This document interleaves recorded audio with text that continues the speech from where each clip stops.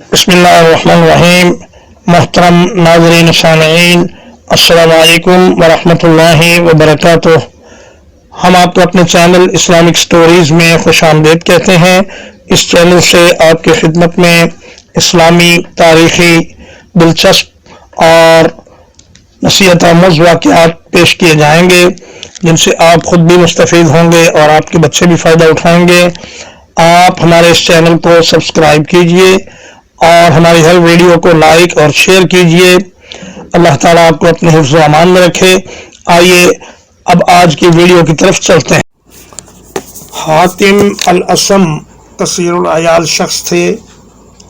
उनके पास बेटे और बेटियां थीं, लेकिन घर में खाने को कुछ नहीं था।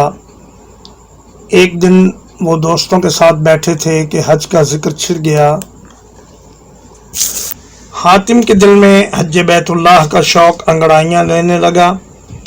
उन्होंने घर के अफराद को जमा किया और उनसे हज पर जाने की इजाज़त तलब की। सब ने मुखालफत की कि इस बेसर सामानी के आलम में वो हज पर कैसे जाएंगे, मगर हातिम की सबसे छोटी बेटी ने कहा, अगर अब्बा जान हज के लिए जाना चाहते हैं तो उन्हें जाने दीजिए।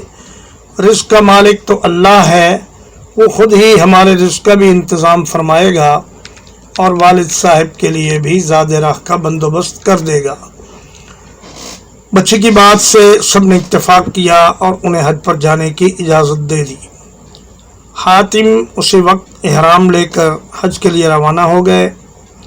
अगली सुबह पड़ोसियों ने हातिम के घर वालों को मुलामत की कि आप लोगों ने क्यों उन्हें इस हालत में हज पर जाने दिया। सब घर वालों ने छोटी बच्ची को कोसना शुरू कर दिया कि अगर तुम चुप रह लेती तो अब्बा जान इस तरह खाली हाथ घर से न निकलते और हमारे लिए भी कुछ न कुछ कमाते रहते। बच्ची ने अपना मुंह आसमान की तरफ उठाया और कहा, ऐ मेरे मालिक, ऐ मेरे मौला, मेरे अब्बू और मेरे घर वालों पर अपना ख़ास फजल करम फरमा और उन्हें गनी कर दे। कुछ ही देर गुजरी थी कि इलाके का गवर्नर, जो घर से अपने साथियों के हमरा शिकार के लिए निकला था, हातिम के घर के सामने से गुजरने लगा तो उसे शदीद प्यास का एहसास हुआ। उसके साथियों ने हातिम के घर का दरवाज़ा खटखटाया। घर वालों ने पूछा, कौन? बताया गया कि इलाके के गवर्नर को शदीद प्यास लगी है, क्या पीने के लिए पानी मिल जाएगा? हातिम की अहलिया ने एक नई छागल पानी से भरकर भेजी। अमीर को पानी बहुत मीठा और ठंडा महसूस हुआ। उसने पूछा, क्या यह किसी अमीर का घर है?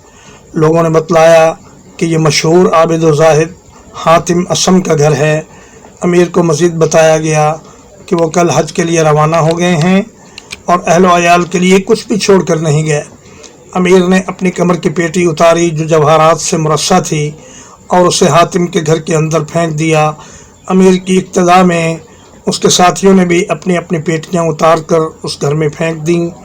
अगले रोज़ एक वज़ीर ने आकर ये तमाम पेटियां घर वालों से ख़रीद लीं और एक बड़ी रकम घर वालों के हवाले कर दी।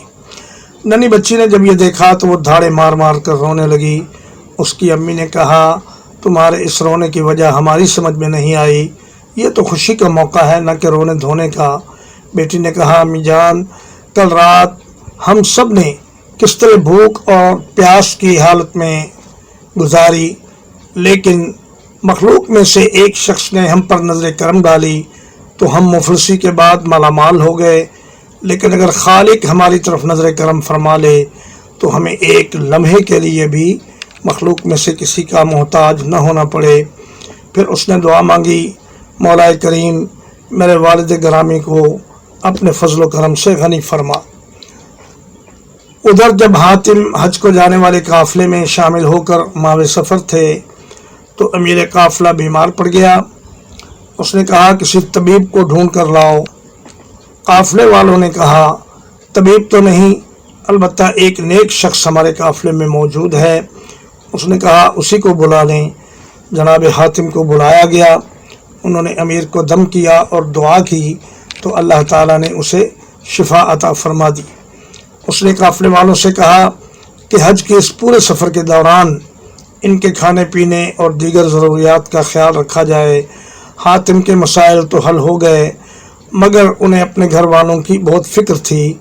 उन्हें रात को ख्वाब में बतलाया गया कि ए हातिम, जो हमारे साथ अपना मामला दुरुस्त कर लेता है, हम भी उसके साथ मामला दुरुस्त कर लेते हैं। तुम्हारे घर वालों की तमाम ज़रूरियात हमने पूरी कर दी हैं। हातिम जब बेदार हुए तो उन्होंने कसरत से अल्लाह की हम्द व सना बयान की और उसका शुक्र अदा किया। मनासिक हज मुकम्मल करने के बाद हातिम ने वापसी का सफ़र इख्तियार किया। जब घर पहुँचे तो उनके बच्चों ने गर्मजोशी से उनका इस्तकबाल किया। छोटी बेटी को मिलते हुए हातिम रो पड़े और कहा, आज जो बच्चे छोटे हैं वही कल नई नस्ल के बड़े होंगे। अल्लाह मोहब्बत की निगाह से तुम्हारे बड़ों की तरफ नहीं देखता, बल्कि उसे देखता है जो तुम्हारे दरमियान सबसे ज़्यादा अल्लाह की मारिफत रखने वाला है, चाहे वो छोटा हो या बड़ा।